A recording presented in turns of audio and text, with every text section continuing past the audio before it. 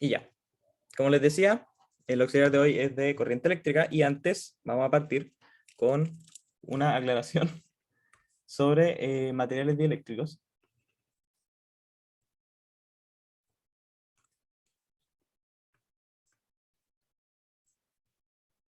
Que no es tanto una aclaración, sino que es como para definir un poco o para dejar claro un poco cosas que hemos usado en auxiliares pasados y que también vamos a ocupar hoy día en uno de los problemas lo tenemos que ocupar, que son un poco las condiciones de borde que rigen a los campos, en particular al campo eléctrico y al el vector de desplazamiento, que guarda relación con el campo eléctrico, así que en este caso son puras condiciones para el campo eléctrico. Eh, y son las condiciones de borde, qué es lo que pasa con el campo en la interfaz entre dos medios dieléctricos distintos, con distintas permitividades, ¿no es cierto? Eh, la primera condición de borde que sale de pensar que si tenemos un medio, una interfaz, con un medio arriba y un medio abajo, y tenemos un campo eléctrico o una componente del campo eléctrico, una cosa que no sé si se dieron cuenta como a lo largo del curso, la mayoría de las veces o la mayoría de los problemas que tratamos son con campos eléctricos como con una sola componente o en una sola dirección en particular, pero en general, en la naturaleza, hay campos eléctricos con distintas direcciones. Entonces, las condiciones de borde, cuando uno tiene un campo eléctrico, por ejemplo, que va así, va a tener una componente normal o directa hacia la interfaz y una componente tangencial. Entonces ahí, en esos casos, las condiciones de borde se estudian por componentes del mismo campo, según la dirección, ¿ya? Pero, en este caso, para los casos que hemos estudiado, tenemos campos en una sola dirección, y cuando en esos casos la dirección calza con, eh, con ser paralela o tangencial a la interfaz entre los medios, que sería esta línea blanca, que sería justo el límite, lo que pasa es que cuando uno al integrar, el campo eléctrico, si uno hace la integral de línea, digamos que es desde el inicio A hasta el inicio B de este eh, medio, o de esta interfaz entre los medios, si uno calcula la integral de línea, eh, según el medio, vamos a tener que como el campo en esa dirección, arriba y abajo, es como, a ver, ¿cómo explicarlo? Porque igual como que me estoy basando en que es lo mismo, pero la cosa es que si yo tengo un campo arriba, que a priori es distinto, digamos en el medio azul, va a ser el medio 1, pongámosle 1 y 2 a este, vamos a tener que integrar el campo entre A y B,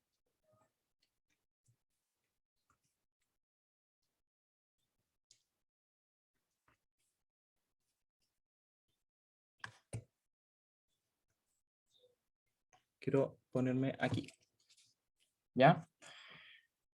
Y eso nos va a definir una diferencia potencial entre los puntos A y B, y como el potencial no depende tanto como del medio en el que me encuentro, sino que depende más, imagínense aquí en que yo tengo como unas placas conductoras, va a depender la diferencia de carga, al final la diferencia potencial se puede traducir como una diferencia de carga, esa diferencia potencial debe ser la misma que si yo calculara la integral entre los mismos límites del otro campo.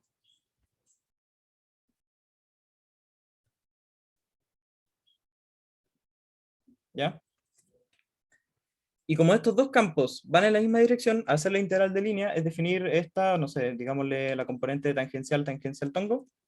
Al hacer la integral, nosotros podemos concluir que aquí hay un detalle, que de hecho yo cuando di electro, la primera vez, el profe demostró la ley de Gauss, metiendo como este golazo, y es que uno cuando tiene dos integrales, una igualdad entre integrales, uno puede igualar los argumentos siempre y cuando los espacios sean como el mismo, el espacio de integración sea el mismo, la parametrización sea la misma, una cosa así.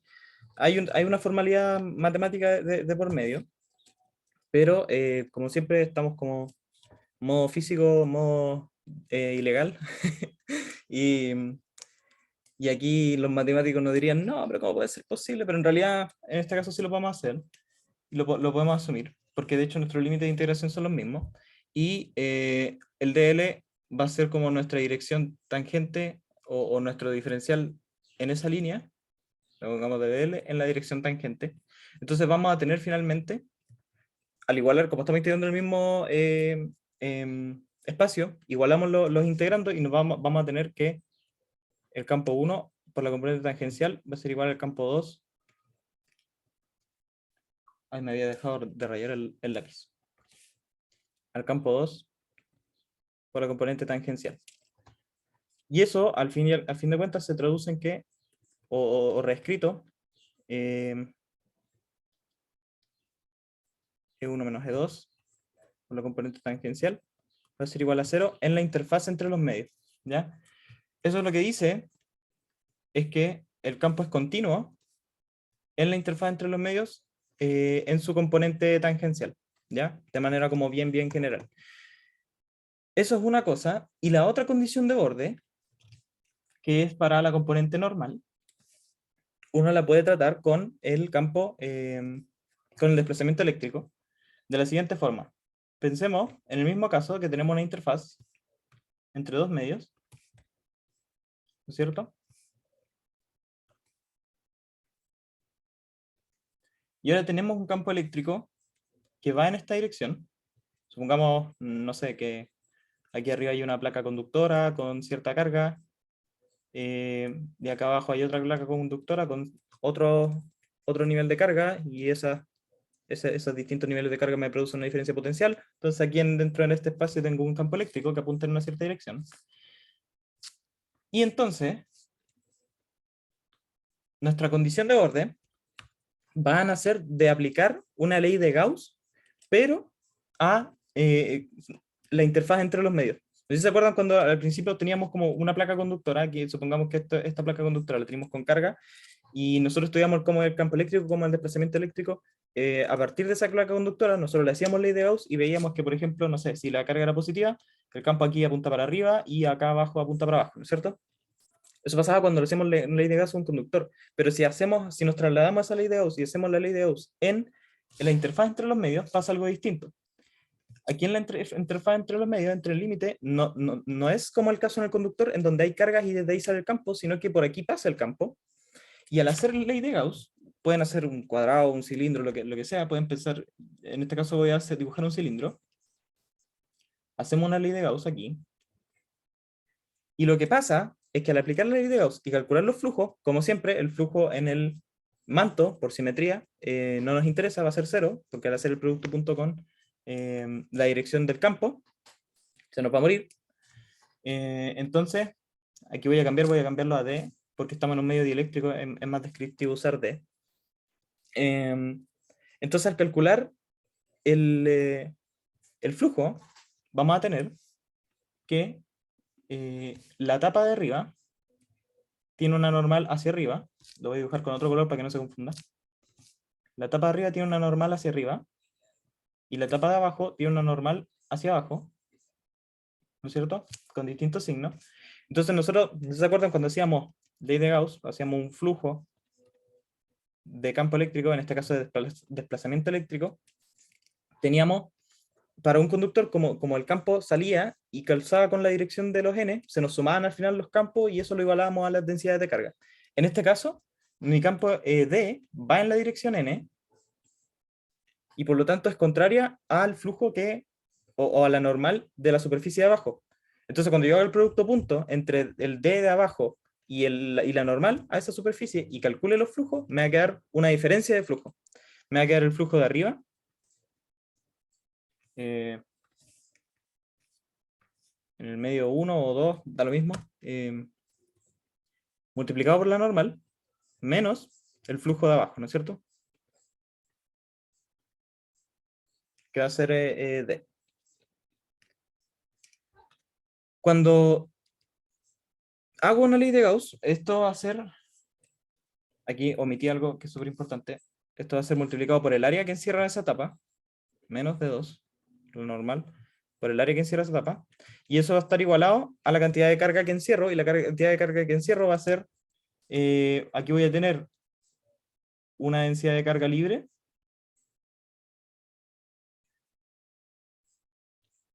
y esa densidad de carga libre, o sea, y la carga total, entonces, va a ser igual a la densidad de carga libre, lo voy a poner F, por el área.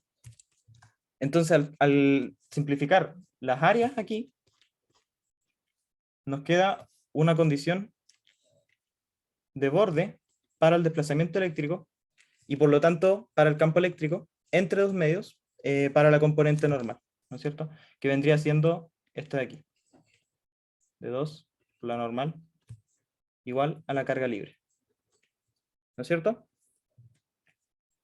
Y esto, por supuesto, estas condiciones de borde son evaluadas, bueno, en este caso la mayoría de las veces no, porque da lo mismo, en cualquier lugar que nos paremos, como el campo es tangencial a la interfaz, va a ser siempre igual en todos lados, va a aparecer una especie de simetría, pero en este caso, las densidades de carga se acumulan en la interfaz, y por lo tanto, al aplicar estas condiciones de borde, tenemos que evaluar estos desplazamientos eléctricos según el medio, evaluarlos en donde se acumula la carga, que vendría siendo justamente en la interfaz, ¿no es cierto?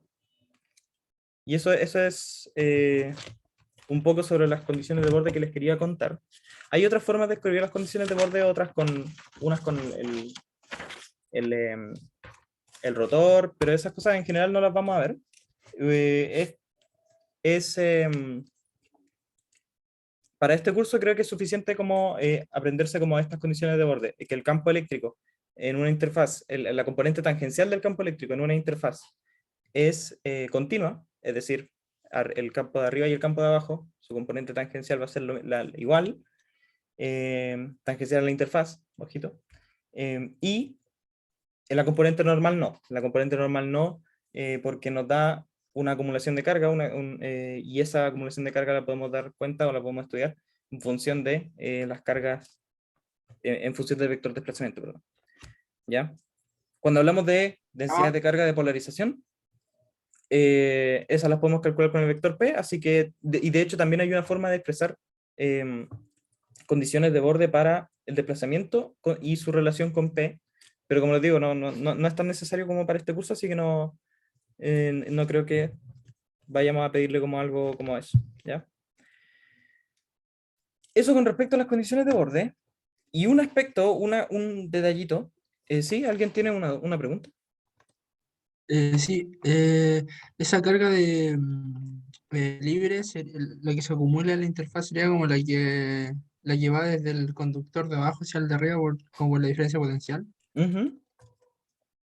Sería como esa es la carga que quedaría ahí. Claro, hay la presencia del campo de desplazamiento que se crea debido a esa diferencia potencial entre las placas conductoras de arriba, va a generar como una especie de... bueno, esto es bien en general. Uno igual podría pensar que uno tiene un campo eléctrico, un campo de desplazamiento aquí, originado por cualquier cosa. Yo lo quise explicar así porque las placas conductoras, o sea, es como algo más intuitivo. Pero si yo tuviera un espacio cualquiera en el cual tengo un desplazamiento eléctrico, ese desplazamiento eléctrico me va a ir como acumulando carga en la interfaz entre los medios. Entonces esa carga libre, como el campo desplazamiento me da cuenta de carga libre, esa carga libre sería producida, en este caso sí, por la presencia, como decís tú, en el caso en el que puse yo, que lo puse como entre medio de dos placas conductoras, vendría siendo producida por esa diferencia potencial, ¿no es cierto? Ya, vale, gracias. Ya. Yo tengo una dudita. Sí, adelante. Al principio no me quedó claro por qué igualaste los potenciales, el potencial de cada campo, en la primera condición de borde que hiciste. Ujú. Ahí esas integrales. Porque aquí lo que estamos suponiendo, que también me definí unas placas conductoras ahí, en este caso las dibujé cilíndricas, pero da lo mismo. Lo que estamos suponiendo es que entre estos dos puntos, que son los límites de la interfaz, uno puede calcular una diferencia potencial, y esa diferencia potencial, los potenciales en superficies, no sé si se acuerdan como esta propiedad que vimos de los conductores, estas son placas conductores obviamente, que son donde acumulamos o podemos meter medio eléctrico y podemos estudiar las cosas. En los conductores, los potenciales son superficies, o sea, los conductores son superficies equipotenciales. Es decir, el potencial en esta superficie y en esta superficie son iguales. Por ejemplo, un potencial aquí, en este punto, y un potencial acá, en este punto, va a ser igual. Como esos dos puntos son iguales. Entonces yo al calcular diferencia de potencial entre un punto cualquiera de esta parte y el segundo cascarón, debía haberlo hecho con otro color para que se vea bien, pero no sé si se ven los puntitos, pero yo al calcular diferencias potenciales entre los cascarones, puedo hacerla en un medio o en otro según donde me pare, pero esa diferencia potencial siempre es la misma. Entonces cuando yo planteo la integral con los distintos campos, llego a esta igualdad de las componentes tangenciales, ¿no es cierto? ¿Se entendió eso, no? Básicamente eso es el legado de que los conductores son superficies equipotenciales, y al calcular esta diferencia potencial aquí y aquí, en diferentes zonas con distintos dieléctricos, esas van a ser iguales sí o sí, independiente del dieléctrico, porque el potencial en este cascarón es igual en todas sus zonas, y en este cascarón es igual en todas sus zonas, ¿no es cierto? Y por eso es que igualé las integrales, y por eso es que después pasa lo del campo, ¿no es cierto? Eso, Ya, clarísimo, gracias. ya, súper. Sin más detalle, voy a mencionar una sola cosita, súper breve, porque ya se me está yendo el tiempo, que es sobre el campo desplazamiento. Que no sé si se acuerdan ustedes que al principio del curso vimos que cuando los campos en la naturaleza o en electroestática debían cumplir, los campos eléctricos, sí o sí, que el rotor de E fuera cero. ¿Ya? Un detalle y una cosa que no estudiamos en su momento cuando definimos el vector de desplazamiento, es que el vector de desplazamiento se define como, o sea, esto sí lo estudiamos, el vector de desplazamiento uno lo puede estudiar de esta forma, esta es como la definición, y cuando uno quiere sacarle el rotor al desplazamiento eléctrico, se va a encontrar con esto, ¿no es cierto? Vamos a sacar el rotor de E, y vamos a sacar el rotor de P. El rotor de E es cero, bueno, en general, en sí que esto nos da que el rotor de D es igual al rotor de P, el vector de polarización, ¿ya? ¿Por qué esto es interesante y por qué es interesante estudiarlo? ¿Por qué se lo estoy diciendo? Porque nosotros pensábamos en los campos eléctricos como campos que admitían un potencial, y para admitir un potencial, uno necesitaba esta condición de que el rotor del campo eléctrico fuera cero. ¿Por qué esta condición y por qué lo de los potenciales? Porque el campo eléctrico, eso nos dice que en la naturaleza podemos calcular campos eléctricos a partir de distribuciones de carga según cierta ley, que de hecho es la ley de Coulomb. Pero nosotros hemos venido por los auxiliares haciendo como un análogo al campo eléctrico con el campo del desplazamiento, considerando solamente las cargas libres. Siempre aplicamos ley de Gauss para las campos libres, para las cargas libres y todas esas cuestiones. Pero en realidad el campo de desplazamiento D no es tan análogo al campo eléctrico, es distinto y por eso se define de forma distinta, porque a partir de D yo no puedo definir una ley de Coulomb y calcularlo como una integral de una distribución de carga concreta, de carga libre en este caso, porque recordemos que las cargas que daban cuenta del vector D son cargas libres. Hasta ahora me he estado dando cuenta de que siempre le digo vector, porque siempre los noto como vector, pero en realidad son campos vectoriales. Eso, algo como esto no existe, y eso se debe debido a que el rotor de D no es cero, y D en sí no admite un potencial. Entonces no existe como una ley de Coulomb para D, para el campo D, a partir de como las cargas libres, ¿ya? Y otra cosa que es interesante es que para el contexto de este curso, no nos vamos a meter en cosas más complicadas. Para el contexto de este curso el rotor D es cero, pero eh, el electromagnetismo lo hemos estudiado siempre para cargas fijas. Estamos en la unidad de electrostática, después vamos a ir a magnetostática, pero siempre estamos pensando en cargas fijas, cargas que no se mueven en el tiempo, pero cuando nosotros nos ponemos a mirar la naturaleza, obviamente eso no existe, nosotros tenemos flujos de cargas, tenemos movimiento de cargas, y cuando queremos describirlas, el electromagnetismo se reformula, y uno determina con esta ley modificada del electromagnetismo, que algunos le llaman ley de Faraday, que esto es simplemente un vistazo a lo que es electrodinámica, que es el estudio del electromagnetismo, pero ahora con cargas móviles. Y uno encuentra que el rotor de B, o el rotor de E, se puede calcular como la variación temporal del campo magnético, ¿ya? Eso no es contradictorio con lo que hemos visto hasta ahora, porque ese campo eléctrico de esa ley no es un campo eléctrico generado por una configuración de carga, sino que es un campo eléctrico inducido por un campo magnético variable en el tiempo. Eso no tiene nada que ver con este curso, solamente se los quería decir, porque para que tengan en cuenta que estas cosas en la naturaleza se portan de manera un poco distinta de como la estamos viendo, y no siempre se cumple, por ejemplo, esta condición de que el rotor de E es cero. Pero claro, en ese sentido estamos hablando de distintos campos. Este campo es producido por la densidad de carga, y este campo es producido por un campo magnético. Entonces sí, son distintas cosas. Eso es un poco de cháchara sobre cosas que no vamos a ver en el curso.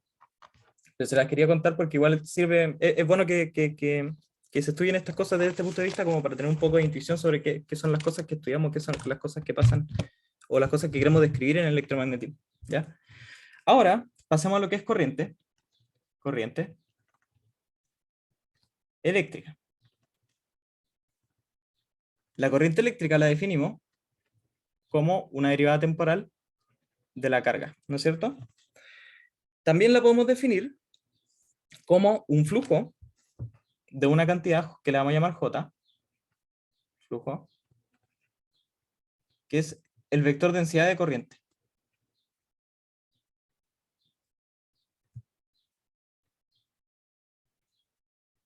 Y ese vector de densidad de corriente guarda relación con la corriente, o la intensidad de corriente. Hay muchos lugares donde esto se llama intensidad de corriente, y por eso es que se denota como con la letra I. Y esto va a ser igual a la integral de área de el vector J. Y es por eso que se llama densidad de corriente, y es por eso que, bueno, y la integral de este vector es simplemente calcular un flujo, y ese flujo de corriente nos va a dar como la corriente, ¿no es cierto? Estas simplemente son definiciones, no las vamos a ver en detalle porque más encima me estoy quedando sin tiempo, me estoy alargando mucho, así que quiero pasar medio rápido. Otra ecuación que es súper importante, y que a mí en lo personal me gusta harto esta ecuación, porque aparece en muchos lados, como en la física, aparece en fluido, aparece en mecánica cuántica, aparece en todos lados, que es la ecuación de continuidad, o también llamada en este contexto la ecuación de conservación de la carga. Conservación de la carga. Que uno la mira, y en principio, yo al principio miraba esta ecuación cuando estaba estudiando estas cosas, y decía, ya, ¿y esto qué me dice? Veo una divergencia, un J ahí, un D, no sé, ¿qué me dice? Lo único que dice esto, o la intuición que hay detrás, es que la descarga,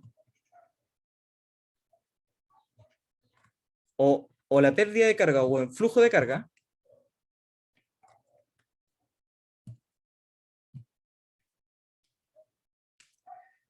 se pierde en forma de corriente.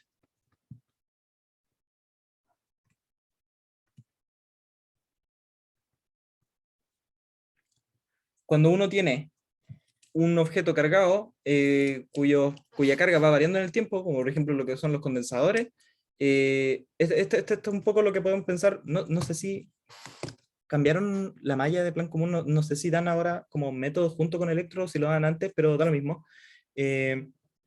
Aquí es cuando podemos pensar, cuando en métodos nos decían que cuando los condensadores se cargan y uno después desconecta un circuito, el condensador que estaba cargado empieza a alimentar el circuito, hay una corriente que fluye por el circuito, eso pasa, o esa ley, o ese fenómeno puede ser descrito como por esta ecuación, que nos dice que la tasa a la cual nuestro sistema o nuestro objeto pierde carga va a depender de este flujo, sí, de este flujo de corriente, o al revés, este flujo de corriente, o qué tanta corriente voy a tener en cierta dirección, va a depender de mi tasa de pérdida de carga en el sistema, donde está esa carga acumulada, ¿no es cierto?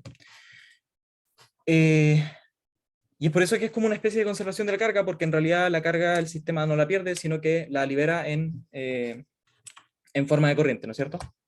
que es básicamente la corriente de cargas en movimiento. Eso. Aparte de eso, vamos a ocupar la ley de Ohm, que para un medio conductor, acuérdense que cuando teníamos conductores y nosotros le inducíamos un campo eléctrico, nuestro medio se polarizaba, dejando cargas negativas y cargas positivas en distintas zonas del cuerpo. En este caso podía ser una placa o cualquier cosa. Ahora estamos pensando en que esos electrones que dejaban algunos átomos y se movían hacia otra zona, dependiendo de hacia dónde apunta el campo eléctrico, esos electrones se van a estar moviendo y van a generar un flujo, y ese flujo va a depender de qué tan conductor es el medio o no, ¿ya? ¿Qué tan conductor es el medio o no? Lo podemos dar cuenta a partir de la constante que se llama conductividad. Es como el análogo a cuando teníamos un medio dieléctrico o un medio permeable o susceptible, y cuando dábamos cuenta de constantes que nos decían qué tan susceptible es un medio a polarizarse, aquí es algo parecido, qué tan conductor es el medio. Eso viene dado por la constante sigma, que es la conductividad, que en muchos lugares se denota como G, para no confundir con la densidad de carga, pero nosotros vamos a ocupar la sigma nomás. Y la ley de Ohm nos dice que para estos medios, el vector densidad de corriente va a ser igual a la conductividad por el campo eléctrico. ¿Ya? ¿Por qué? Porque si yo tengo este campo eléctrico aquí apuntando hacia allá, las cargas negativas se vienen para acá, pero uno por convención define, y esto tenía que haberlo visto como con el profe en clase, define como la corriente moviéndose hacia los positivos. Entonces la corriente y, bueno, el vector intensidad de corriente no es un vector como tal, pero el vector J, que si da cuenta de la corriente, va a apuntar en la misma dirección que el campo eléctrico, ¿ya?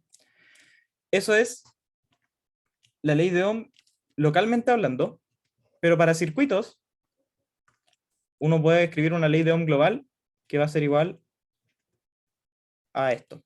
No voy a demostrar de dónde sale esta ecuación, pero también la vamos a estar ocupando, ¿ya? Vamos a estar ocupando esto que es como la otra ley de Ohm que conocemos, de hecho, desde métodos experimentales, que es la que aplica para circuitos de manera global, cuando tenemos un sistema o un circuito conectado con una fuente de voltaje, cuando tenemos una resistencia, tenemos condensadores, cosas así. Van a aparecer estas leyes globales para estos sistemas, porque la fuente de potencial, por ejemplo, tiene este potencial V, pero por dentro de ese potencial hay un campo eléctrico asociado, hay una conductividad, hay un flujo magnético, o sea, hay un flujo, perdón, de corriente, y todas esas cosas se describen localmente por esa ecuación o esa ley de Ohm de ahí arriba, ¿ya? Esa es como más o menos la diferencia. Una es como local y la otra es global del sistema. ¿Qué más? Creo que eso es todo.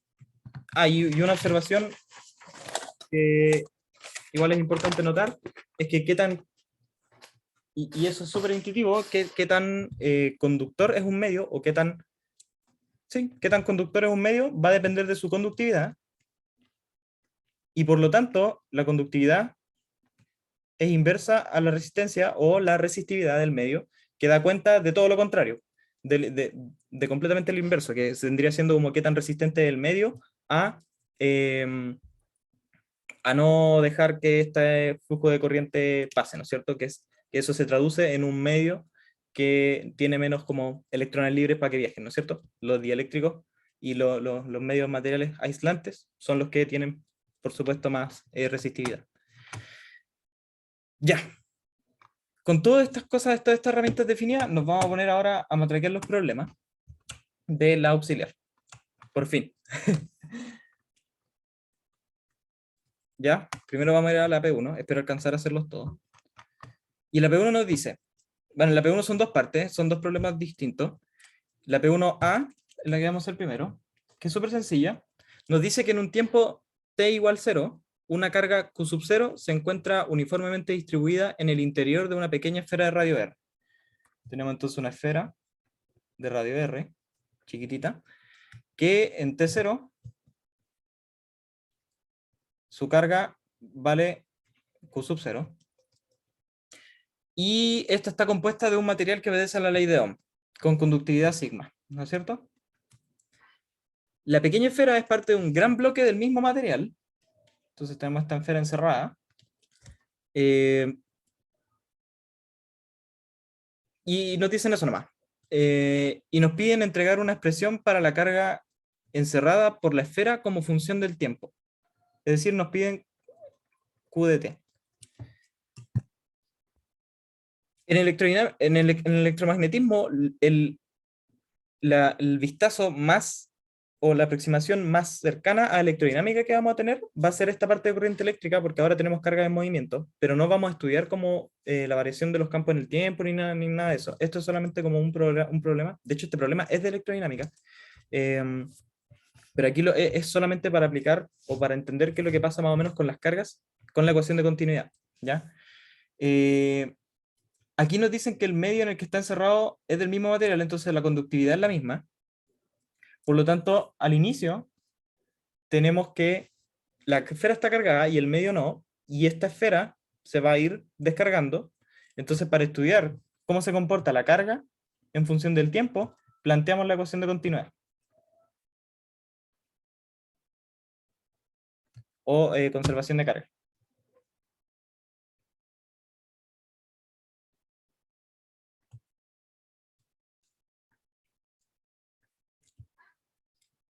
Y la ecuación de carga, o sea, la conservación de carga nos decía que la derivada temporal de la densidad, que puede depender de la posición, en este caso no, porque la esfera es homogénea. Esto va a ser igual a menos el gradiente de J. ¿No es cierto? Como la densidad de carga, o la carga está uniformemente distribuida, vamos a tener que la densidad la podemos escribir como esta densidad que varía en el tiempo, que se va a ir descargando la esfera, la vamos a poder escribir como la carga de la esfera sobre el volumen, ¿no es cierto?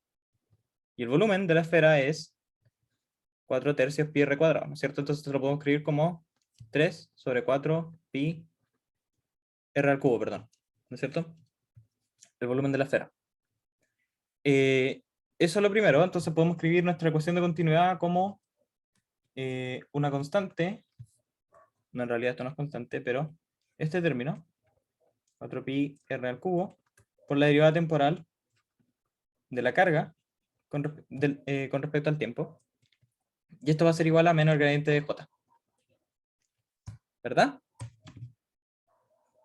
Y ahora aprovechamos del hecho de que este medio, tanto la esfera como el medio, cumplen la ley de Ohm, y la ley de Ohm nos dice que J es igual a la conductividad del medio por el campo eléctrico.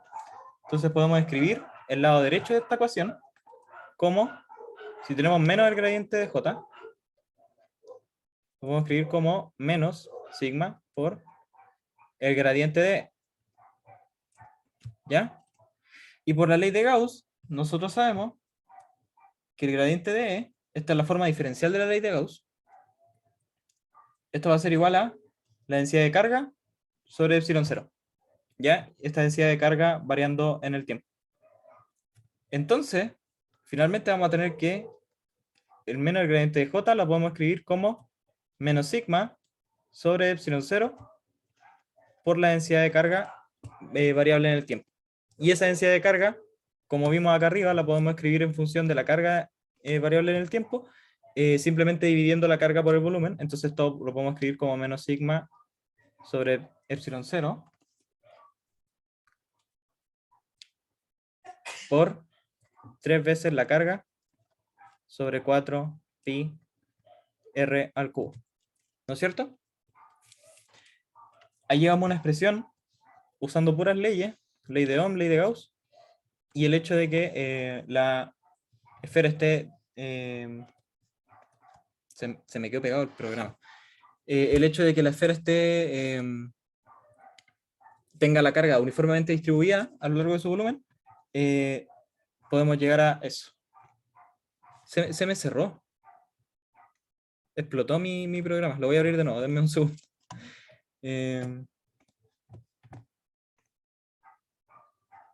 F. Sí, OneNote. Y aquí estamos.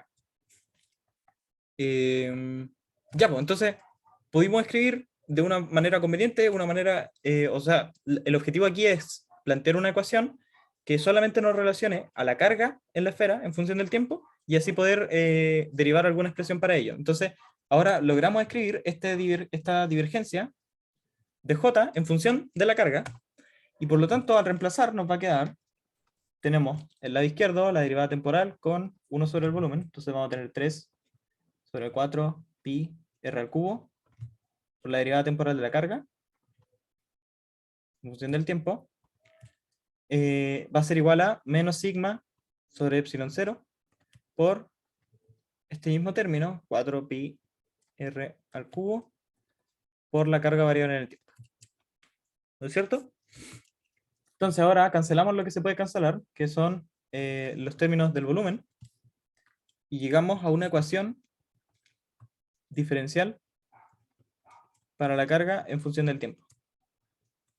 Menos sigma epsilon 0 de q de t. En este caso es una derivada parcial, es una ecuación en derivadas parciales, pero en realidad aquí todo es homogéneo y no nos depende esto de la posición, entonces podríamos cambiar la derivada parcial, o sea, podríamos pensar en que la carga solamente depende del tiempo, como es su única variable, la derivada parcial en realidad es una derivada total, entonces si quieren, si nos ponemos más formales, esto es equivalente a decir esto, a dt es igual a menos sigma sobre epsilon 0 q de t. Y ahora sí, esto es una EDO, y es una EDO súper simple que uno podría hacer lo típico de siempre, variables separables, pero nosotros ya sabemos que estas ecuaciones tienen soluciones de este tipo. Constante por exponencial de esto, ¿no es cierto? Si quedan dudas, o sea, ¿alguien tiene dudas como por qué esa es la solución de la ecuación? Si es así, lo podemos hacer, como podemos hacer variables separables, resolver la cuestión, son como 2 pasos, solamente me lo quería ahorrar porque eso ya está, o sea, ustedes saben hacerlo. Así que, nada, ya súper, se entiende. Así que esta es la solución de la ecuación, y ahora tenemos que determinar la constante, ¿no es cierto? Esta es la familia de soluciones que solucionan esa ecuación, pero tenemos que determinar cuál es la solución en este caso, y para hacer eso tenemos que aplicar condiciones. Para las EDO en general siempre uno aplica condiciones de borde o condiciones iniciales. En este caso es un problema de condiciones iniciales por estar en el régimen temporal, y nosotros sabemos desde el enunciado que en el tiempo cero la carga valía Q sub 0. Entonces reemplazamos Q en t igual 0 va a ser igual a Q sub 0, y eso va a ser igual a evaluar esto de acá arriba en 0, en t igual 0, y al evaluar en t igual 0 va a quedar exponencial de 0 acá, eso es 1, y me va a quedar multiplicado por a, entonces esto es simplemente a. Con eso llegamos y podemos despejar la constante, llegamos a que a es en realidad Q sub 0, y así al fin pudimos solucionar de manera muy sencilla cómo se comporta la carga de la esfera en función del tiempo en este caso. Si se fijan, al ser la constante de proporcionalidad negativa, se puede entender como una tasa de decaimiento, y por lo tanto, a medida que pasa el tiempo, la carga en la esfera va disminuyendo, es decir, se está descargando, lo que tiene sentido con lo que pensamos al inicio, ¿no es cierto? Y otra observación sobre esta constante es que hay una forma de escribirla que en general se usa. Uno le gustaría escribir esta exponencial como un e a la menos t sobre tau, siendo tau un tiempo característico, un tiempo de relajación o un tiempo de descarga característico para el cual nos define como un límite para el cual para tiempos mucho mayores podemos considerar como esta esfera descargada, etc. Y ese tau en este caso va a ser simplemente, si estamos dividiendo, va a ser epsilon 0 dividido por sigma, ¿no es cierto? Es un poco una observación sobre el tiempo como de relajación o tiempo de decaimiento, ¿ya? Que da cuenta más o menos de la carga o de qué tanto la velocidad a la cual se pierde carga, ¿ya? Y eso depende de qué tan conductor sea el medio. Si se fijan, entre más conductores el medio, más rápido se pierde la carga, ¿no es cierto? Ese tiempo característico es mucho más corto. Eso con respecto a la P1A, que era bastante sencillo, sí, sí, era solamente como para aplicar un poco la ecuación de continuidad y entender un poco qué es lo que pasa con estas cargas, ¿no es cierto? Eso. Ahora vamos a la P2, o sea, P1B, si es que no quedan dudas, por supuesto. ¿Tienen alguna duda como con la parte A?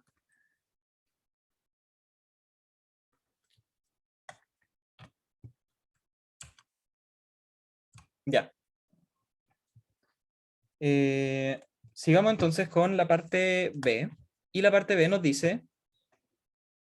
y otra cosa, no he estado, en los últimos auxiliares no he estado tomando los típicos descansos de 5 minutos porque, por lo mismo, estoy como medio apretado en el tiempo y quiero alcanzar como a ver todo, así que eso. Probablemente en este auxiliar, como me tomé harto tiempo en el resumen, tampoco tomé el descanso de los 5 minutos.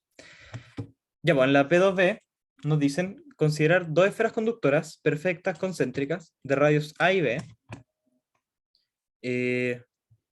Uno puede estar ya aburrido, chato de esta distribución. La hemos visto hasta el cansancio. Como se muestra en la figura 1, la mitad del espacio entre las esferas se llena con un medio de conductividad sigma 1 y la otra mitad con un medio de conductividad sigma 2. Y nos piden calcular la resistencia equivalente entre los dos conductores. ¿Ya? En este caso tenemos dos esferas, dos cascarones esféricos concéntricos. Me quedaron súper feos.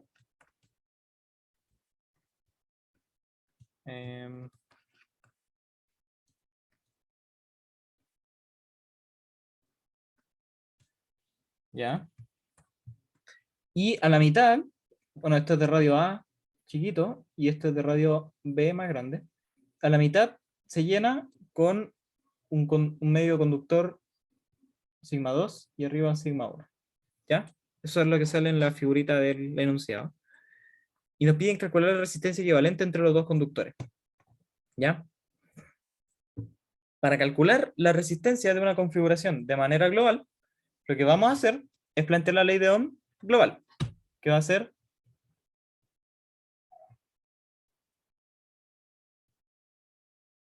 que el voltaje, o la diferencia potencial,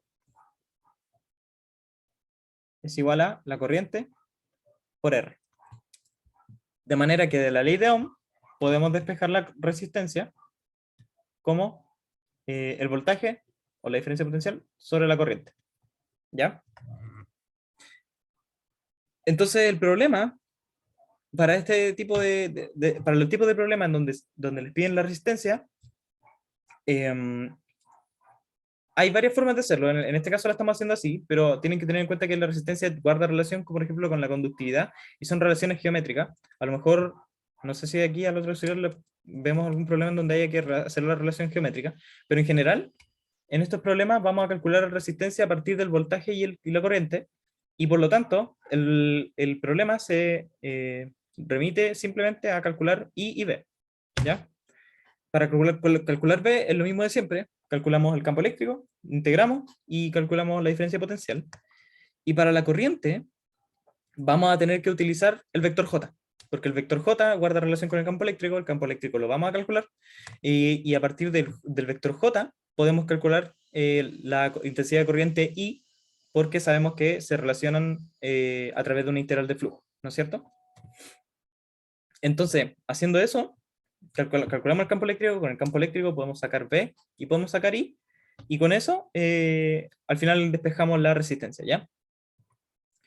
Entonces vamos a hacerlo, y para hacerlo, lo primero que hay que notar es que como tenemos simetría esférica, el campo eléctrico, como siempre, va a ser dependiente de R en la dirección del rectángulo, y algo que es importante notar es que aquí tenemos un medio 1, acá tenemos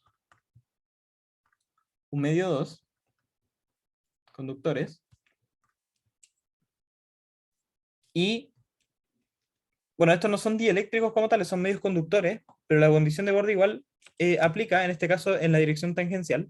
En la dirección tangencial, nuestros campos van a ser iguales, por lo que habíamos visto al principio. Entonces, el campo eléctrico, en esta configuración, de manera radial, es el mismo en todos lados, ¿ya? Eso significa que no, dependiendo de en qué ángulo esté mirando, el campo eléctrico va a ser el mismo, ¿no es cierto? Va a depender simplemente de la posición R, qué tan lejos estoy del centro, ¿ya? Obviamente el campo para dentro, para radios menores a es 0, pero solamente no nos interesa el campo que está entre A y B, ¿ya?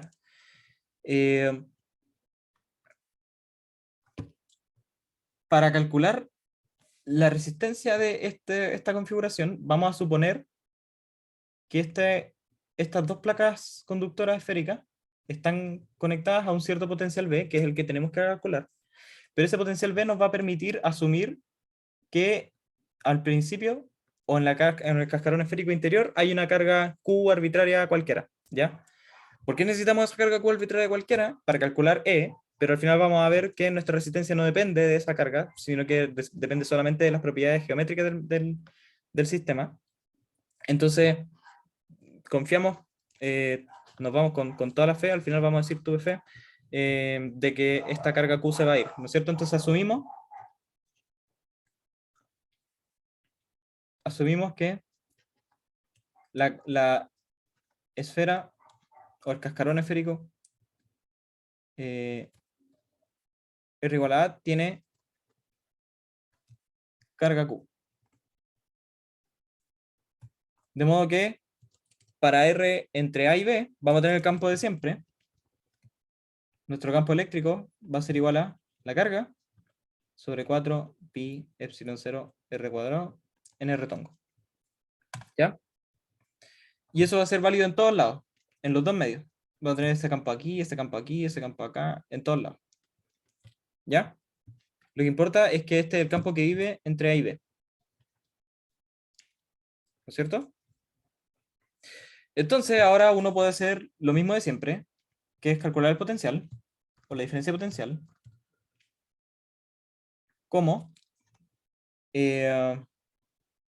bueno, esto puede ser calculado como el potencial en... Aquí es lo mismo de siempre, o sea, a lo que voy es que uno puede hacer diferencia potencial para un lado o para el otro, dependiendo de dónde uno pille su sistema de referencia.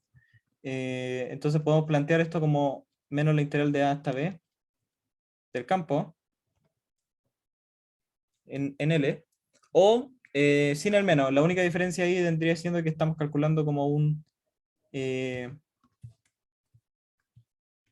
de B menos B de A, en este caso, y el otro caso sería un B de A menos B de B, ¿no es cierto? Da lo mismo. En este caso da lo mismo porque estamos pensando en que queremos la resistencia, y para la resistencia vamos a ocupar siempre los valores absolutos porque no hay como algo como una resistencia negativa. Así que en este caso da lo mismo, pero ojito con las referencias que ocupan, ¿ya? Entonces calculemos esto. Esto va a ser menos la integral de A hasta B de el campo eléctrico que está arriba, que es lo de siempre, R cuadrado, y esto es de R en R tongo, ¿no es cierto? Entonces esto también nos va a dar el potencial de siempre. Buena pregunta me hace su compañero en el chat. Su compañero dice, no habría que meterse con el desplazamiento porque no son medios dieléctricos, ¿verdad? Efectivamente, los medios dieléctricos son los que nos dan la posibilidad de describir, entre comillas, el campo eléctrico a través del desplazamiento eléctrico con las constantes, ¿no es cierto? Pero en este caso no son medios dieléctricos, sino que son medios conductores. Y en ese caso vamos a hacer una especie de análogo con el desplazamiento eléctrico, pero vamos a ver que eso se cumple para el vector densidad de corriente. Hay muchos términos en esta materia y que es difícil no confundirse, que quería decirlo bien. Pero en esencia, no sé si se acuerdan, cuando teníamos un campo eléctrico y queríamos calcular los distintos D, teníamos que D dependía del campo eléctrico según la constante de permitividad del medio, ¿no es cierto? En este caso, sí, también. O sea, pero es que eso se cumple en la superficie donde están los conductores. El campo es cero donde están los conductores. Pero, por ejemplo, si nuestros medios entre las placas conductoras es dieléctrico, sí vamos a tener la presencia de un D, a pesar de que las placas sean conductoras. ¿Cachai? Por si acaso, se me olvida decir las dudas en el video para que queden en el video. Me preguntan si es que por qué si son conductores el campo no era cero. Lo que es conductor ahora son las placas y el campo... Ah, no, ya me estaba confundiendo, perdón. Y ahora sí. Me preguntan por qué si es que los medios son conductores, el campo no es cero. ¿Ya? Eso pasa porque aquí, bueno, nosotros cuando pensamos en un material conductor ¿cómo se llama esto? Y le aplicamos un campo eléctrico, en esos casos había una carga polarizada, pero el campo dentro de los conductores siempre es cero. Pensando no en medios conductores, sino que en conductores en sí. Es decir, una placa, una esfera, un cilindro macizo, un cable, etc. Como que esos, no quiero usar la palabra medios, pero esos cuerpos o esos materiales conductores cumplen la propiedad de que dentro su campo eléctrico es cero. Pero el medio, este medio que tiene sigma 1, sigma 2, es un medio, puede ser un gas, puede ser el aire, puede ser cualquier cosa que se le ocurra, que es un medio que bajo la influencia de un campo eléctrico y bajo una diferencia potencial permiten el flujo de corriente. ¿Ya? En esos casos, el campo eléctrico no es cero, porque si no, nuestra corriente sería cero y no tiene sentido que en un conductor la corriente sea cero si los conductores conducen corriente, ¿no es cierto?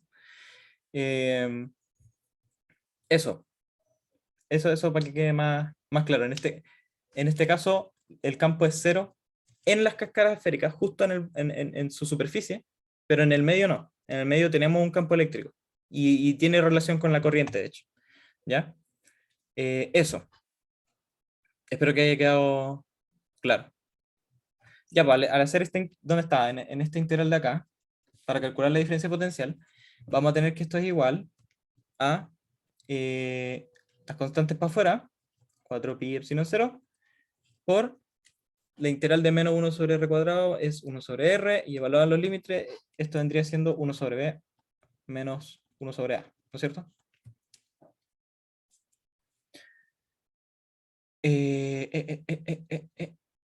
Sí, está bien. Ya, pues, entonces ahora tenemos la diferencia potencial, delta B.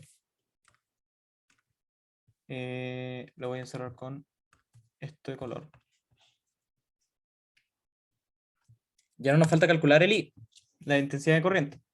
Y la intensidad de corriente la vamos a calcular como la integral de J en flujo, ¿no es cierto? En una cierta área. Pero, dependiendo del medio donde estemos parados, vamos a tener distintos J.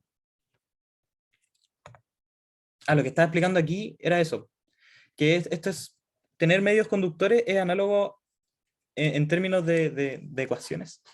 Es medio análogo a los medios dieléctricos, de modo como por la ley de Ohm. La ley de Ohm nos va a decir que en medios conductores el vector J se relaciona con E a través de esa constante de conductividad, ¿ya? Entonces, si nosotros tenemos este campo E igual en todas las zonas entre estos dos cascarones, vamos a tener un vector J dependiendo de dónde estemos parados, según la conductividad del medio. Entonces vamos a tener dos vectores J distintos. Vamos a tener el J1 y el J2, que van a ser iguales a la conductividad del medio correspondiente por el campo eléctrico. ¿Ya? Y al reemplazar, esto es simplemente sigma 1 por Q sobre 4 pi epsilon 0 por R cuadrado. Lo único que estoy haciendo es reemplazar el campo en el retorno. ¿Ya? Ahora, ¿cómo calculamos la corriente entonces? La corriente, o la intensidad de corriente, va a ser calculada como el flujo en la superficie de arriba, perdón, lo estaba anotando como A y me cambié al S, más el flujo del vector corriente, vector densidad de corriente, perdón, abajo, ¿no es cierto? ¿Eso por qué? Porque abajo, o sea, arriba tenemos el flujo, tengo esta esfera toda rayada ya, arriba vamos a tener un flujo de corriente, lo vamos a tener que integrar en esa superficie, y abajo vamos a tener otro flujo de corriente integrado en esa superficie, ¿no es cierto? Ya. Entonces, bueno, lo primero que hay que notar es que estas integrales en la superficie son angulares, uno la podría hacer, pero la dependencia de J es en R porque es proporcional al campo eléctrico, lo vimos acá, ¿no es cierto? Entonces el J sale de la integral y nos va a quedar J1 para el medio de arriba, sin vector, por el área de la superficie de arriba, y el área de la superficie de arriba es la de la mitad de una esfera, por lo tanto va a ser 4 pi r cuadrado, el área de una esfera, pero eso dividido en 2, ¿no es cierto? Ese va a ser el flujo de el vector densidad de corriente para la parte de arriba, y para la parte de abajo es simplemente usando el otro vector densidad de corriente por, de nuevo, la mitad de una esfera, pero esta vendría siendo la mitad de abajo. ¿Ya? Entonces podemos calcular la corriente de esta forma. Aquí se nos va a ir el 2, nos va a quedar un 2 arriba, aquí también. Podemos calcular la intensidad de corriente como 2pi por r cuadrado por la suma de los valores absolutos o el módulo de los vectores densidades de corriente. ¿Ya? Sí, súper bien. Y nosotros conocemos ya J1 y J2 porque los calculamos con la ley de Ohm a partir del campo eléctrico, ¿no es cierto?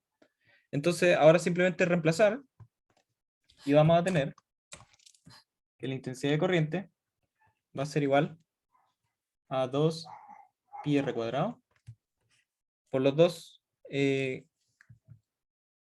vectores J que eran sigma 1 por el campo eléctrico, r cuadrado, ¿no es cierto? Más sigma 2 por el campo eléctrico. Aquí lo único que hice fue reemplazar J1 y J2. Y al sumar, bueno, aquí se me va el pi, se me van los r cuadrados. Y el 2 se me simplifica con estos 4, me deja un 2 abajo, un 2 abajo. Y al factorizar, puedo factorizar por q, puedo factorizar por 2 y por epsilon 0. Y adentro me quedan las densidades, o sea, las conductividades.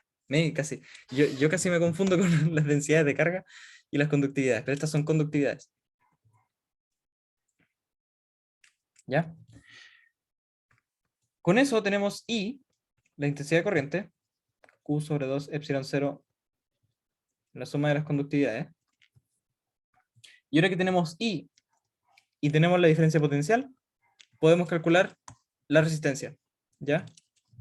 Como vimos al principio, ahora basta simplemente como reemplazar esto como la diferencia potencial sobre I, esto en módulo, que va a ser igual a la diferencia potencial era Q sobre 4 pi epsilon 0 por 1 sobre B menos 1 sobre A. Esto en módulo. Porque puede ser negativo. Si se fijan esta cantidad, por lo que les decía al principio, dependiendo de cómo se tome, voy a tener una diferencia distinta, y esta cantidad, como B es mayor a A, este número es menor que este, y al final la cantidad es negativa. Entonces por eso es como importante hacer esa distinción, ¿ya? Si uno quisiera sacar el módulo, podría escribir aquí A menos B, pero al final da lo mismo. La diferencia es lo que importa, y el módulo de diferencia es la que ocupamos para calcular estas propiedades del material que vendría siendo la resistencia. Como cuando también lo hacíamos para la capacitancia, ¿no es cierto? Ya. Este es módulo por, o dividido en la corriente, y la corriente es lo que está ahí, entonces si hacemos 1 sobre eso, vamos a tener el 2 epsilon arriba, y abajo vamos a tener el Q por sigma 1 más sigma 2, ¿no es cierto? Eso es 1 sobre la corriente. Entonces se nos cancelan los Q, maravilloso. Se nos simplifica un 2 con el 2 de arriba, se nos va el epsilon 0, y nos va a quedar que la resistencia de este sistema es igual a... me queda un 2pi, ¿cierto? Sí. Me va a quedar 1 sobre 2pi sigma 1 más sigma 2 por el módulo de 1 sobre b menos 1 sobre a. Y esa es la resistencia del sistema. Y si se fijan, tal como cuando definíamos la capacitancia para los condensadores, que son propiedades del material en sí, o las propiedades del sistema en sí, que no tienen que ver con las cargas, no tienen que ver con el campo eléctrico ni nada, para la resistencia pasa lo mismo. ¿Ya? Al final es una propiedad geométrica. Tenemos aquí la diferencia entre los radios de la configuración, y depende de qué tan conductor es el medio que está encerrando esas que están encerrando esas placas conductoras, ¿ya? La resistencia, al igual que otras propiedades de los sistemas que hemos visto en este curso, depende simplemente de propiedades del material, ¿ya? ¿Alguna pregunta con respecto a este problema?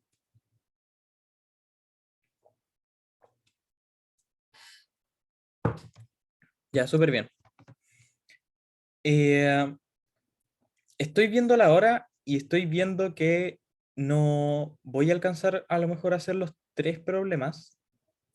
Así que lo que voy a hacer es que les voy a contar un poco sobre la P2. La P2, tenemos 2 cascarones féricos. Lo que voy a hacer es que me voy a pasar a la P3.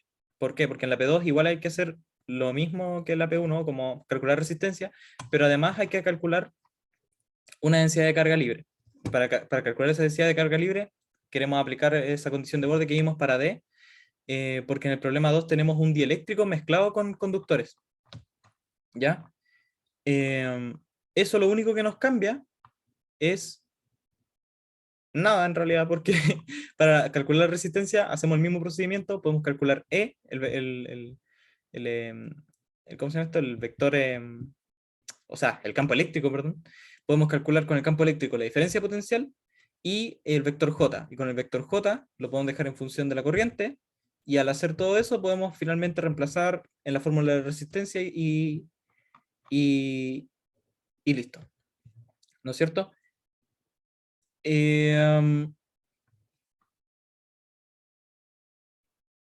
Me preguntan en el chat si es que hay que calcular D, después E y después J. La respuesta es que no. ¿Por qué no? Estoy buscando una respuesta, porque en realidad yo lo hice sin hacer eso.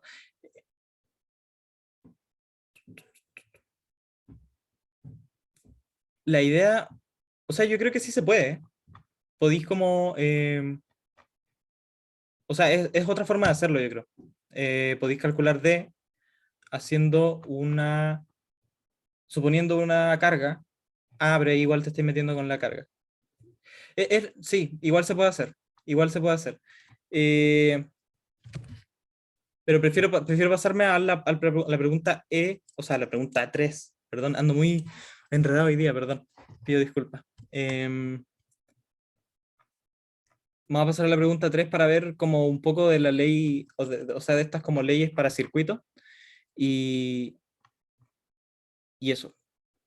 Pero sí, yo creo, o sea, lo que dice su compañero en la pregunta 2, yo lo hice de otra forma, va a estar en la pauta, pero en la pregunta 2 uno podría calcular, como tiene medios dieléctricos, podría darse una carga, calcular una carga libre, digo, calcular el vector de desplazamiento, después del vector de desplazamiento sacar el campo eléctrico, del campo eléctrico sacar el J, y con eso ya tendría ahí todo, para calcular el potencial, la diferencia potencial, ocupáis el campo eléctrico, y para calcular la densidad de corriente, ocupáis J, y, o sea, la intensidad de corriente, ocupáis J, y con esas dos cantidades, con la diferencia potencial y la corriente, se calcula la resistencia, ¿no es cierto?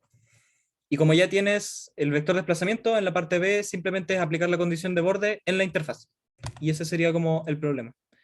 Así que voy a ir a la P3. En la P3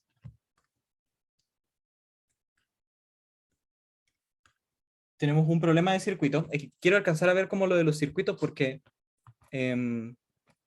no sé si aquí a la otra semana voy a ir con problemas ya de magnetostática. Y en el caso de que nos pasemos a magnetostática, ahí ya podemos seguir matraqueando cosas con el vector J y todas esas cosas. Así que eso, si quieren ver como el problema 2 va a estar en la pauta, ahora vamos a hacer el problema 3. Y a lo mejor, quién sabe, igual podemos ver un poco del problema 2. Y el problema 3 nos dice, nos piden calcular el voltaje de salida de la siguiente configuración. Y esa configuración nos dibujan un circuito que es bien enredado. Lo voy a ocupar, lo había pegado aquí porque lo había preparado antes. O sea, lo tenía pegado aquí. Voy a hacer la P3 acá. Me quedó un poquito desordenado esto.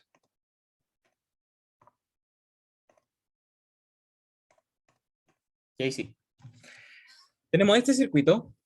Tenemos múltiples salidas de potencial, una corriente circulando y harta resistencia. Y nos pide calcular cuál es el voltaje de salida que sale acá. ¿Cuál es el procedimiento en estos problemas de circuito? De lo que más nos vamos a aprovechar, en este caso solamente tenemos resistencia, así que vamos a ocupar la ley de Ohm para dar cuenta de la caída de potencial en cada resistencia. Perdón. Como la corriente que pasa por la resistencia por el valor de su resistividad. ¿Bien? Vamos a ocupar la ley de Ohm y vamos a ocupar las leyes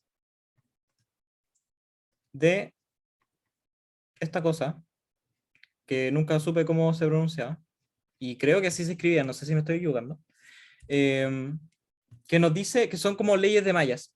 Esta ley nos dice que si tenemos un circuito cerrado, y aquí hay corrientes andando, hay alguna diferencia potencial, hay resistencia, hay etcétera, en un circuito cerrado, la suma de las caídas de potencial,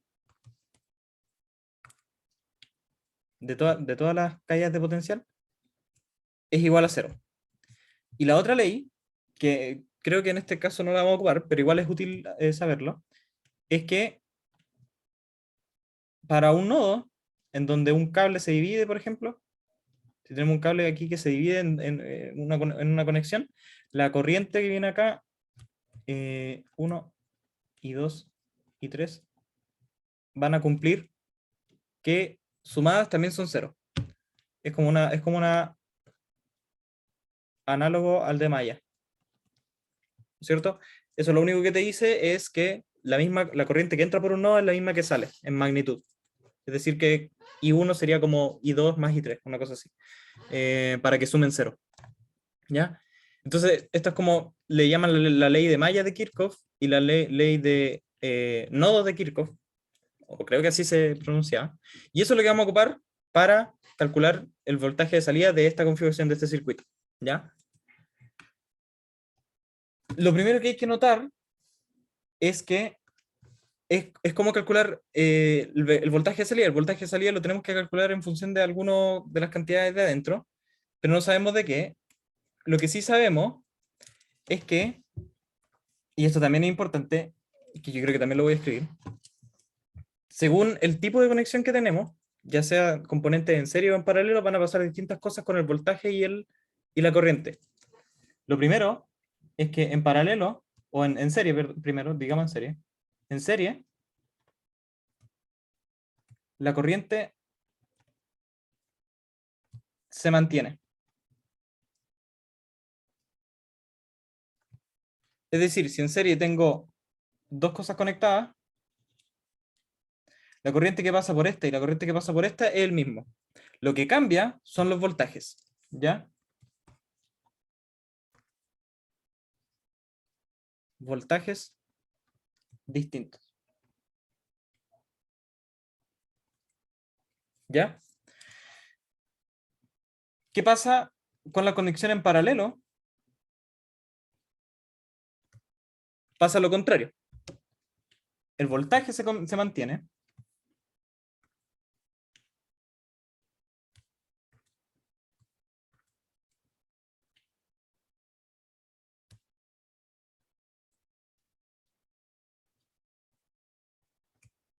Y la corriente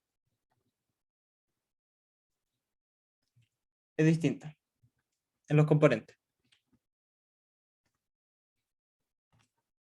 ¿Por qué les cuento esto? Porque solamente sabiendo eso, vamos a saber que si V de salida, V out, es paralelo con alguno de los voltajes, alguna caída de potencial de las que están en el circuito, la podemos calcular en función de eso. Y de hecho, vemos, o sea, podemos mirar nomás el dibujo, y a mí la que se me ocurrió, una forma de cómo calcular el V-out es relacionarla con la resistencia que está acá. Ustedes pueden a lo mejor tomar otra resistencia y notar que, bueno, aquí tengo un nodo, voy a tener corriente entrando, corriente saliendo, corriente acá, y por lo tanto la conexión de V-out con esta resistencia de acá va a ser paralela, va a ser una conexión en paralelo. Entonces, yo puedo calcular el voltaje de salida como la caída de potencial que ocurre en esta resistencia, ¿ya? Que ocurre en esta resistencia de aquí. Y la caída de potencial en esa resistencia, por la ley de Ohm, va a ser igual a la intensidad de corriente por la resistencia. La resistencia vale 2R, y la intensidad de corriente es I4, que es la que está circulando acá. No sé si se alcanza a ver, espero que se alcance a ver, pero estos son I1, I2, I3. Y la de acá es I4. Son distintas corrientes, ¿ya? Por I4. Entonces esa caída de potencial va a ser igual al vector de salida, y entonces el vector de salida lo podemos calcular como 2R por I4. ¿No es cierto? Por la corriente de la cuarta malla, por decirlo así. Tenemos que entonces calcular cuánto vale I4. Y para calcular I4, vamos a ocupar la ley de malla de Kirchhoff para plantear todas las ecuaciones de este sistema y resolverlo al fin y al cabo, ¿ya? Entonces, ¿qué vamos a hacer? Vamos a plantear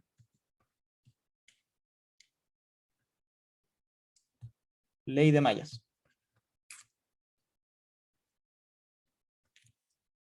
Para la primera malla, vamos a hacer con azul, tenemos, voy a borrar estas cosas, voy a hacerle un zoom para que se vea más clarito. Hay una convención que vamos a hacer, y es que en circuitos, o en general la corriente, como vimos al principio, y creo que se lo dije en un momento cuando estábamos haciendo la P1, viaja hacia los positivos. Entonces, cuando tenemos esto, una fuente de voltaje, casi siempre son por convención como esta, el polo negativo y el polo positivo, entonces la corriente viaja para acá. Y si la corriente viaja para acá, y estoy suministrándole corriente a este circuito a partir de este potencial, los potenciales son una subida de potencial. ¿Ya? Quédense como con ese concepto, una subida de potencial. Porque al final los potenciales o los voltajes no son una cantidad, como les dije al principio del curso, no son una cantidad escalar por sí sola, sino que se entienden como diferencias, ¿no es cierto? Entonces, si yo estoy acá, antes del potencial, vengo por acá, me encuentro con esta fuente de poder o fuente de potencial, mi potencial delta V va a ser positivo, o voy a tener una subida de potencial. Aquí tengo una diferencia que me hace subir el potencial. Eso pasa en las fuentes, ¿ya? Si tengo una fuente de corriente o de señales, o etcétera, ese me produce una subida de potencial. Lo que pasa en las resistencias es que cuando pasa la corriente, aquí hay energía disipada, y el potencial antes y después de pasar por la resistencia me va a cambiar, y ese potencial, ¿qué tanto cambia? Depende de este delta de potencial, y eso va a ser una caída de potencial. El potencial va a disminuir, ¿ya? ¿Qué tanto disminuye? Va a depender de las propiedades de la resistencia y de cuánta voltaje yo le estoy administrando al circuito, ¿ya? Entonces vamos a entender los voltajes como subida de potencial, las resistencias como caída de potencial. Por lo tanto, al plantearlas en una ecuación, al sumarlas, vamos a tener que si yo sumo el voltaje de acá con el voltaje de acá, y el voltaje de acá, el voltaje de acá, y así, eso me tienen que sumar cero por la ley de Mayas, y por lo tanto estas cosas tienen que tener distintos signos, y es por eso que hacemos esta convención de que hay cosas que me suben el potencial, esas van a estar con signo positivo, y hay cosas que me bajan el potencial, que son las resistencias, que van a tener el signo negativo, ¿ya? Eso es lo primero. Lo segundo es que si yo tengo una corriente I1 pasando por esta resistencia, al estar con una malla contigua que tiene otra corriente pasando por aquí, voy a tener una corriente pasando por acá, que va a ser la I4, y por lo tanto la diferencia de potencial aquí va a depender de las dos corrientes, ¿ya? ¿Cómo va a depender de las dos corrientes o qué signo van a tener? Va a depender de hacia dónde va la corriente. Pues si la corriente va para acá, en I1, y estamos dando cuenta de ello, esto es una caída de potencial, entonces nuestra diferencia de potencial va a ser negativa, y si aquí nuestra corriente va para el otro lado, es como una especie de subida de potencial, entonces vamos a considerar que la corriente I4 en esa resistencia va positiva para la malla 1, ¿ya? Son hartos detalles, pero al final a lo que quiero llegar es que vamos a plantear esta ecuación para la malla 1 y vamos a tener una subida de potencial, vamos a tener primero un V1 positivo, vamos a tener una caída de potencial acá, y eso va a ser proporcional a 2 veces R, que es la resistencia de esa parte, por la corriente. Vamos a tener una caída de potencial aquí, que va a ser menos R, que es la resistencia, por la corriente 1, pero también voy a tener el aporte de I4, ¿no es cierto? Entonces podemos escribir esta parte como I1 menos I4. ¿Por qué? Porque con el signo del menos de afuera, y a donde sea la misma resistencia, tienen la misma constante, y con el signo menos de afuera me va a quedar una diferencia potencial positiva para el caso de la corriente 4. Y esto es, estamos considerando la malla 1 recién, ¿ya? Que es esta de acá. Lo mismo para la resistencia de acá, vamos a tener una caída potencial debido al I1 y una subida de potencial debido al I2, que va por acá.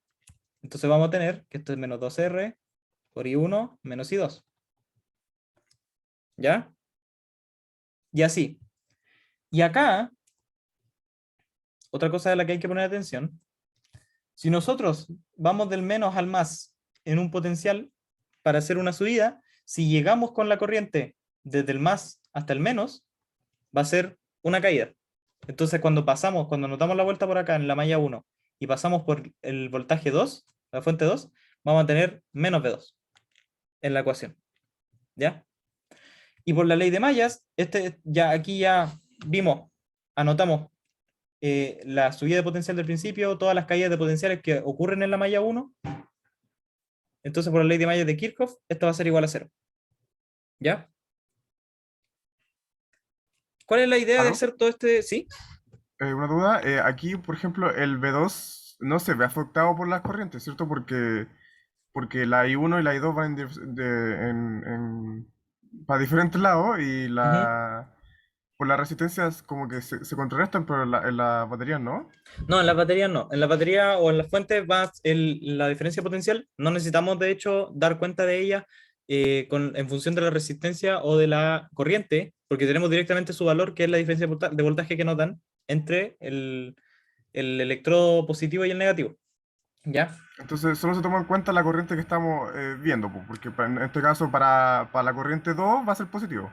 Es que aquí no estamos como considerando corrientes en sí. Lo que estoy anotando aquí, o sea, obvio que le estoy ocupando las corrientes, pero lo que estoy anotando aquí, si te fijáis, son corrientes por resistencia, son puras diferencias de potenciales. Al final lo que estamos haciendo es planteando la ley de malla, es que la suma de las diferencias de potenciales en toda una malla son cero. Entonces aquí puedo sumar los voltajes de la fuente 1 y la fuente 2 dependiendo cómo están, bueno, en realidad sí, po. Como estamos considerando que la corriente va en esa dirección, como decís tú, tomamos en cuenta solamente la corriente, podríamos pensar solamente en esa dirección, como en que la dirección en la que vamos es la de la corriente 1, y en ese caso sí, po, consideremos que la fuente de voltaje 2 es una bajada de potencial. ¿Sí? Yo creo que sí se podría pensar así. Pero claro, Vale, el módulo o la cantidad de potencial la diferencia potencial que existe ahí, la dais cuenta solamente con la fuente, que se vendría siendo B2. gracias. Ya, súper. Son buenas esas preguntas porque yo de repente igual me doy cuenta que las cosas igual como que las podía entender de otra forma. Así que súper. Muchas gracias igual por la pregunta. Ya, pues, voy a plantear esto. Ustedes lo pueden hacer. Me voy a saltar este paso porque quedan 5 minutos. Así que, pero voy a plantear el mismo ejercicio. O sea, hacer el mismo ejercicio, pero para todas las mallas. ¿No es cierto? Después vamos a tener nosotros aquí, si nos paramos en la malla 2, vamos a tener otra ecuación que nos dice, tenemos una subida en B2, vamos a tener un B2 positivo, tenemos una caída que es proporcional a la corriente 2 por esa resistencia, entonces vamos a tener menos 2R por I2, pero también vamos a tener un aporte de I1, ¿no es cierto? Entonces ahí de nuevo vamos a tener una diferencia y así. Hacemos lo mismo para esta malla y para esta malla, y vamos a tener 4 ecuaciones y 4 incógnitas, que son las corrientes. ¿Ya? La corriente 1, la corriente 2, la corriente 3 y la corriente 4. La idea es plantear el sistema de ecuaciones, resolver para las corrientes, y de ese modo encontramos la corriente I4 en particular y la usamos para calcular el vector de salida. Entonces, le voy a anotar cuáles son las ecuaciones que nos da este circuito. Entonces, para la primera ya la hicimos, vamos a tener B1, tenemos menos R1I, o sea, RI1, perdón. Perdón, eran 2, pero es que esa es la corriente de arriba. Vamos a tener menos R por I1 menos I4, menos 2R I1 menos I2, menos B2 igual a 0. Esa es para el primer sistema. Vamos a tener para el segundo, o sea, para la primera malla. Para la segunda malla vamos a tener B2. Aquí simplemente lo estoy anotando. Ustedes pueden hacer el ejercicio. Me estoy saltando todo el ejercicio de ir viendo para dónde van las corrientes y todo, porque quiero simplemente mostrar como la idea del problema. I4 menos 2R I2 menos I3 menos B3 igual a 0. Se me está acabando la página. Ahí.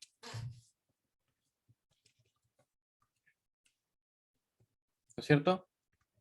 Después, para la malla 3, voy a tener subida de potencial en B3, menos 2R I3 menos I2, menos 2R I3 menos I4.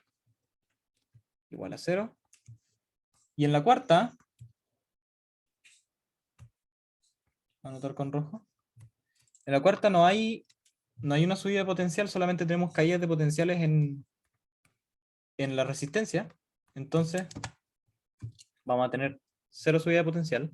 Vamos a tener caídas de potenciales proporcionales a las corrientes de I4 y con la influencia de las otras mallas, ¿no es cierto? I4 menos I2 menos R I4 menos I1 menos 2 R I4 igual a 0. ¿Ya? Esto es como a lo que deberían llegar si es que se ponen como a hacer el mismo ejercicio que hicimos para la malla 1. Si nos ponemos a recorrer cada malla según la corriente, según la dirección de la corriente, y vemos cuánto potencial cae en una debido a la influencia de esa corriente y a la influencia de la corriente de la malla aledaña a la malla que estamos considerando, y las diferencias de potenciales que existen en las fuentes de poder. ¿Ya? Entonces este sistema lo voy a reescribir porque, bueno, siempre hay maneras astutas de resolver los sistemas, y ahí ya, ahora se convierte en un problema de álgebra lineal. Entonces, ustedes pueden resolver el sistema de ecuaciones como quieran, pueden hacer sustitución, pueden hacer esta cosa, sumar ecuaciones, todas esas cuestiones. Yo no vi una manera como astuta de hacerlo rápido, así que lo que hice fue plantear el sistema a través de una matriz, y simplemente el problema se reduce a invertir la matriz, y con eso tenéis calculados todas las corrientes, ¿ya? ¿Cómo se hace eso? Bueno, si uno reescribe el sistema, vamos a tener V1 menos V2 igual a R por 2 y 1. No, mentira. Sí, así lo escribí. I1 menos I4 más 2. Aquí lo único que hice fue tirar todos los voltajes para un lado y y factorizar por la resistencia, perdón. Entonces V2 menos V3 igual a R por 2 I2 menos I1 más I2 menos I4. I4 más 2 I2 menos I3. La ecuación 3 va a ser V3 igual a R por 2 I3 menos I4 más 2 I3 menos I2. Y la cuarta va a ser 0 igual a 2 I4 menos I3 más I4 menos I2 más I4 menos I1 más 2 I4. Con este sistema así, planteamos la matriz, los voltajes son datos, entonces tenemos que V1 menos V2, V2 menos V3, esto es un vector de voltajes, 0, va a ser igual a R, porque todo está multiplicado por R, por una matriz que para cada ecuación, o sea, que para cada multiplicación de fila columna de esta matriz, nos dé las ecuaciones que tenemos arriba. Y 4, ¿no es cierto? En la primera ecuación tenemos 2 y 1, 1 y 1, 2 y 1, tenemos 5 y 1, entonces la primera coordenada aquí es 5. Y así vamos construyendo esta matriz. No tenemos I3, entonces la tercera coordenada es 0.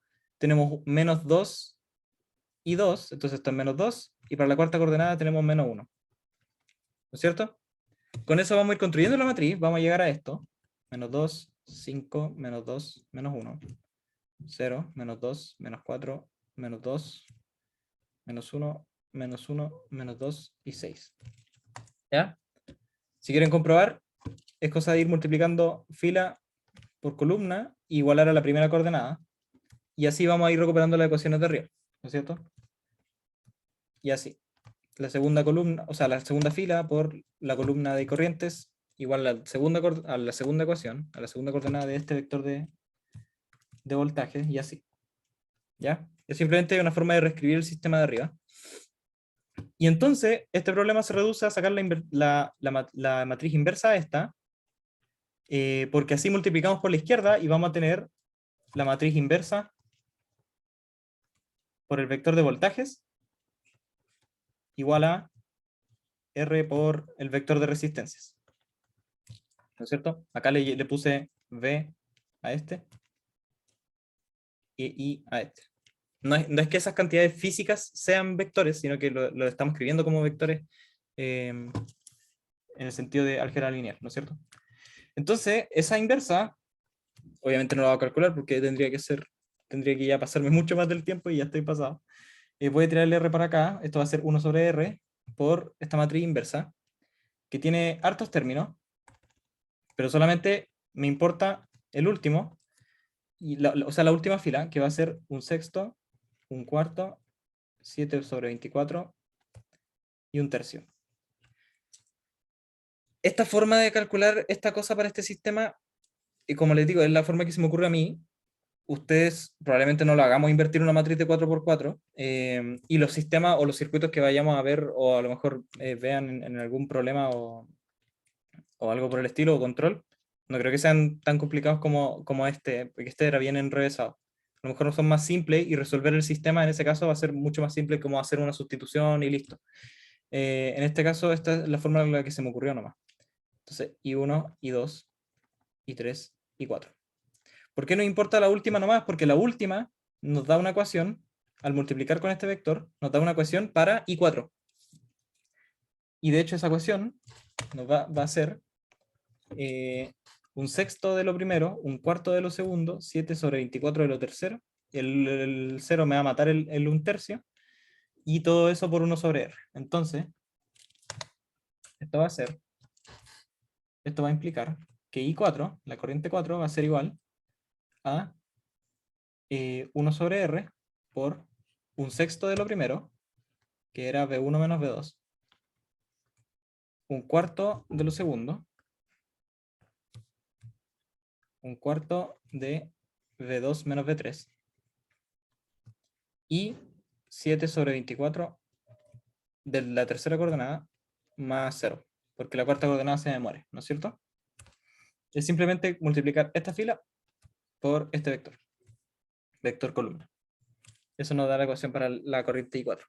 Entonces, con eso ya podemos despejar el valor de I4, que va a ser V1 sobre 6R más V2 acá, tenemos menos V2 sobre 6, y esto es un 4, entonces esto va a ser V2 sobre R por un cuarto menos un sexto, y eso son 24, arriba son 6, menos 4 son 2 sobre 24, y dividido en 24, o sea, y simplificando son 12, entonces eso es 12, más, tenemos 7 sobre 24 de B3, menos un cuarto de B3, y 7 sobre 24 menos un cuarto es lo mismo que restar, multiplicando por 6 arriba y abajo al cuarto, va a ser 6 sobre 24, entonces nos queda 1 sobre 24. Nos queda B3 sobre 24, 24R. Esto va a ser I4, y entonces el voltaje de salida, que era igual a 2R y 4, va a ser igual a lo de arriba al multiplicar por 2R, esto nos va a quedar V1 sobre 3 más V2 sobre 6 más V3 sobre 12. Y vimos que al final, de hecho, la corriente o el voltaje de salida de este circuito solamente depende de los voltajes, bueno, y está bien que dependa de ellos, porque tiene que ser así, los voltajes de entrada de todos los de cada malla, ¿no es cierto? Ese era el problema 3. Y encuentro que nos quedamos como sin tiempo. Igual me hubiera gustado haber hecho el otro problema. Sí, estaba como muy feo. Si de hecho hubiera tenido más tiempo, hubiera escrito como más la matriz, hubiera hecho todo más paso por paso. Y plantear estos sistemas, igual no es como trivial. Yo mismo me perdí cuando estaba preparando este auxiliar. Me perdí haciéndolo y es súper fácil perderse. La gracia es como ir viendo bien cuáles son las corrientes en juego, hacia dónde voy, y según eso considerar signos y considerar factores dentro de la ecuación, ¿ya? Yo creo que me gustaría ver más problemas de este estilo, como el estilo de la P2 que no alcanzamos a ver, problemas con conductores y dieléctricos, pero yo creo que los vamos a ir viendo más con la semana, y si no, a lo mejor, no sé, podemos hacer alguna cosa extra con esta materia. Si es que no pasamos de lleno a magnetostática al tiro. ¿Preguntas de la auxiliar o de este problema en particular, el problema de la P3?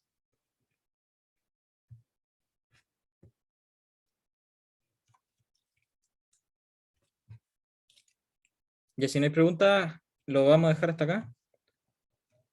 Voy a dejar de grabar.